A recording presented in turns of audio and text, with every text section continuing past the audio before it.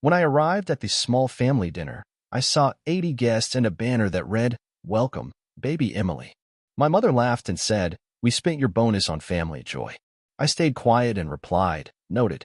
That night, I logged in, froze their accounts, reversed 14 transactions, and withdrew the entire $9,800 bonus. By morning, something about the property had. My mother beamed like it was the Oscars. "Surprise," she called out, arms wide. Then quieter, but still loud enough for everyone near the shrimp platter to hear, "We spent your bonus on family joy." She laughed like it was a punchline. I stood in the doorway, stunned. I hadn't told them about the bonus. Not really. I mentioned a raise. A good quarter. But not the check. Not the actual number. "Noted," I said. That was it. Nobody noticed my flat tone. They were too busy dancing around in pastel. Emily was glowing in white lace like she was royalty. My sister. The same sister who forgot to pay me back for her rent last year. The same sister who called me an emotionless calculator at Christmas because I didn't cry at the Hallmark movie she made everyone watch. That night, after the final guest had taken their gift bag and the balloon arch had sagged into something sad, I logged in. I didn't yell. I didn't cry.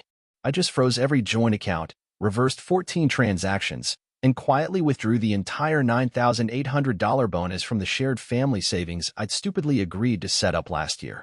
It had my name on it too. So legally? Not even theft. Just correction. I wasn't trying to hurt anyone. I just needed to protect what was left of my peace. Not through revenge, but through clarity. Through truth. By morning, something about the property had changed. And not just in the way the garbage bags were piled high by the door like broken promises. No. There was a note on my old room's door. A post-it in my mom's cursive. "Please don't overreact. We did it for Emily. She's family. She needs this." I left the post-it where it was, grabbed my laptop, sat on the edge of the guest bed, and opened the folder I swore I'd never use. It was called Receipts. Because if they wanted to start a war over family joy, they were going to learn what that actually costs. I didn't speak to them for 5 days after the small family dinner. 5 days of silence. No texts. No calls. Just me and the Google Sheets file where I tracked every single dollar I'd sent their way since 2021. Rent payments, $6,300. Medical bills, $2,480. Emily's emergency car repair, $1,900. Groceries recurring $125 per month. Streaming services on my card, for platforms. My mom's wine subscription, still active. I was a walking ATM with a Wi-Fi password. The 6th day, my sister called. I didn't answer. Then my mother left a voicemail. "Honey, we know you're upset, but you're overreacting. It was just a dinner. Emily's having a baby. She needs support right now. We thought you'd be happy." I played that message 5 times. Not once did she say thank you. Not once did she apologize. I decided to pay them a visit. Not because I missed them, but because I had questions. When I pulled into their driveway, Emily's new SUV was parked out front, the same one she'd claimed she couldn't afford a down payment for 2 months ago. I recognized the dealership sticker.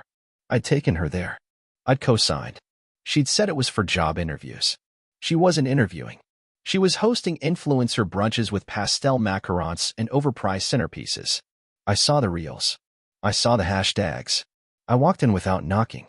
"Hey," Emily chirped, sitting at the dining table surrounded by boxes from Baby Bloom. "Look who decided to grace us with his presence." My father looked up from the kitchen island. "Don't be dramatic. Your sister's pregnant, right?" I said. "So that makes it okay that you emptied my bonus into a fake baby shower with 80 guests?" He scoffed. "It's called giving back to the family. Try it sometime." I stared at him. "I gave you $9,800. In what? You want a parade for that?" he snapped. My mother interjected. "We thought it would be good for everyone. Joy brings blessings. Joy brings overdraft fees," I replied. Then Emily stood up and smiled like the villain in a Netflix drama. "You always make it about you. Just admit it. You hate seeing other people happy." That was the line. That was the moment I stopped hoping they'd change. I left. Again. That night, I opened the hard drive I'd been meaning to go through for months.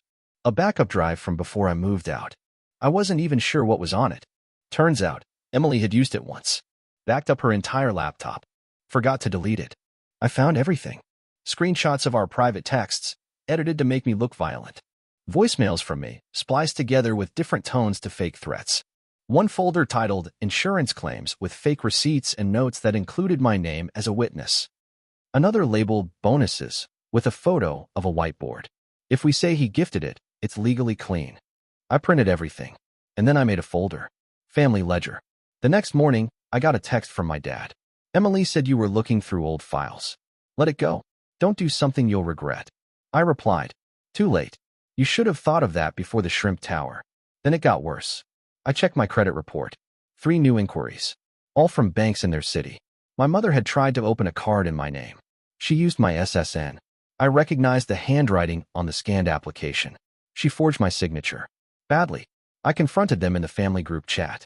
Attached, screenshots, timestamps, the file path. Message, you have 48 hours to explain. After that, I pressed send. My aunt left the group. Emily replied, this is harassment. My father sent a thumbs up emoji. My mother replied, you are tearing this family apart. 47 hours later, I got a call from my bank.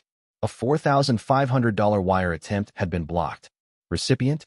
Harris Family Trust. I'd never heard of it. The bank asked if I knew E. Harris. Yes, I said. My sister. No, I told them. I never authorized that transfer. Yes, I would like to file a fraud report. 10 minutes later, I got an email from Emily. Subject line.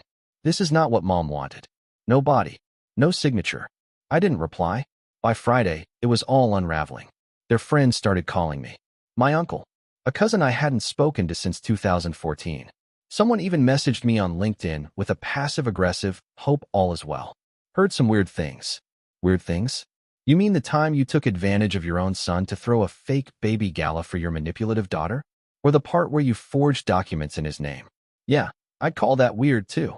But I wasn't done. That weekend, I scheduled a meeting with a family lawyer. I brought a folder of receipts. Labeled each file. Organized them by type. Financial. Digital. Emotional. I showed her the backup. The forgeries. The texts. She said one word. Leverage. Then she asked the most important question. What do you want? I smiled. An ending. With fireworks. On Friday morning, I got a text from my father. No greeting. No emojis. Just, let's talk. Man to man. Workshop. 7 p.m. The workshop wasn't a metaphor. It was the actual old shed behind their house. The one with a rusted toolbox, a cracked light bulb, and his dusty work hard or shut up sign still hanging above the window like it meant something. I didn't reply. I just showed up. He was already there. Sitting on a folding chair, beer in hand, cigarette behind his ear. He smiled like we were about to watch a game. So, he said, you finally here to drop the drama? No, I said.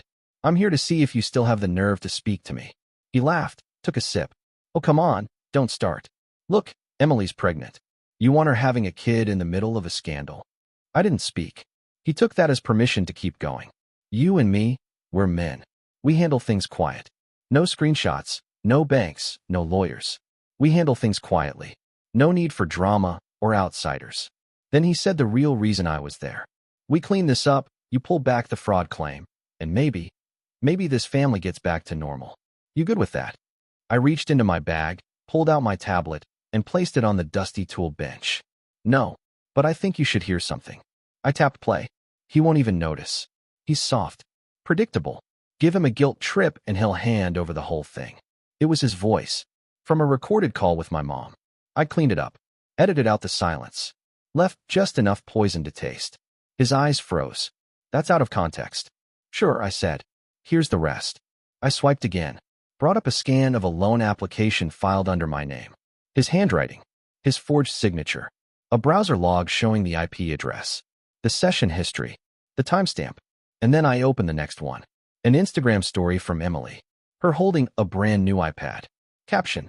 Bought it with my silent investor's guilt bonus. He stopped drinking.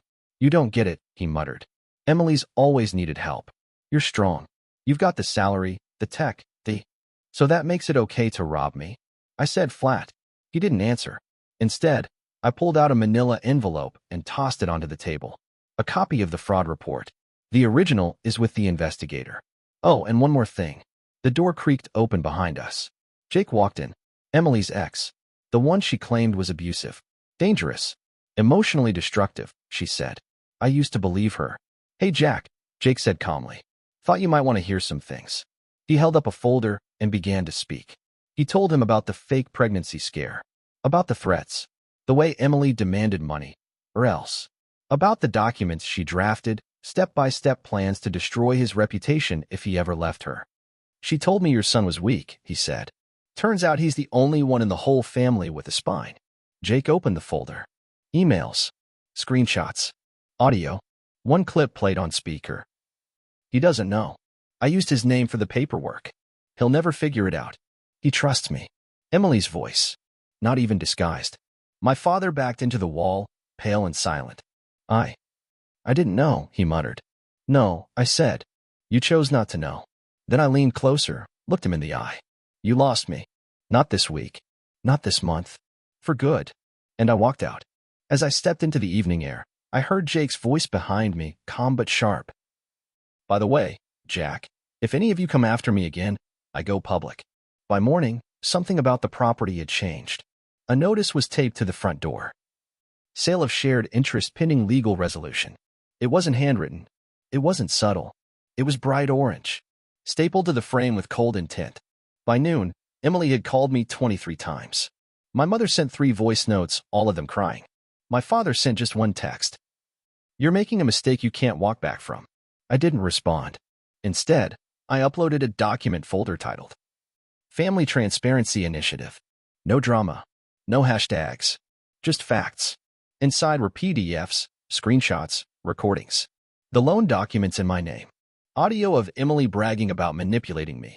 Photos of the baby shower that cost $9,800 from my bonus. A timeline of every transaction, lie, and public humiliation. And of course, the letter from the county confirming I had sold my 50% share of the house to a legal firm. They didn't know I still had partial ownership. It was the last card I'd held. They thought I was bluffing. They forgot I was raised by them. The fallout started within hours. A neighbor posted a photo of the orange notice to Facebook with the caption, Harris house in trouble? Another neighbor commented, about time someone stood up to those people. That same afternoon, I received an email from a local news blog. They'd seen the documents. They wanted a statement. I gave them one line. Sometimes you have to burn the legacy to escape the inheritance. They made it the headline. That night, my mother posted a 7-paragraph Facebook rant. She called me ungrateful, said I betrayed the family, said certain people don't understand how hard it is to be a parent. She included a picture of me from 2009, braces, acne, and all, with the caption, I raised this boy, and this is how he thanks me. The post got 14 likes, all from relatives I haven't spoken to in years. Aunt Teresa commented, sending prayers. Stay strong. I didn't reply, but I did log into LinkedIn and remove every family connection from my profile. I didn't want them near my name. 3 days later, Emily uploaded a video. Her face was pale. Her eyes, perfect tears. The music in the background was dramatic piano. Sometimes people break you, and they call it justice. My brother used to be my best friend. I don't know who he is anymore. The comments were brutal. Someone posted, isn't this the girl who faked DMs and forged loan papers? Another said, she's the reason women get accused of lying. One user found the clip of her voice from the leaked audio and synced it with the baby bump photos from the party. The internet did what it always does, turned pain into pixels, turned victims into villains. And this time, they were right. Jake messaged me a week later. She texted me, said she's pregnant. Again, probably fake. I blocked her. He added, you did the right thing, man. Wish I had your spine. I didn't feel victorious. I felt clear. There's a difference.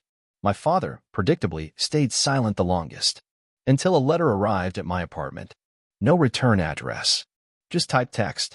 It read, you think you've won. You haven't. Men like you always come back when the silence gets too loud. You'll crawl back. They always crawl back. He signed it. The man who made you. I laughed when I read that part. Because he didn't make me. He tried to break me. What made me was the silence. The pretending. The years of biting my tongue while they drained every cent and called it love. He didn't make me. He taught me what not to become. The law firm that now owns half the house sent them a formal demand letter. Either buy out the interest or vacate within 90 days.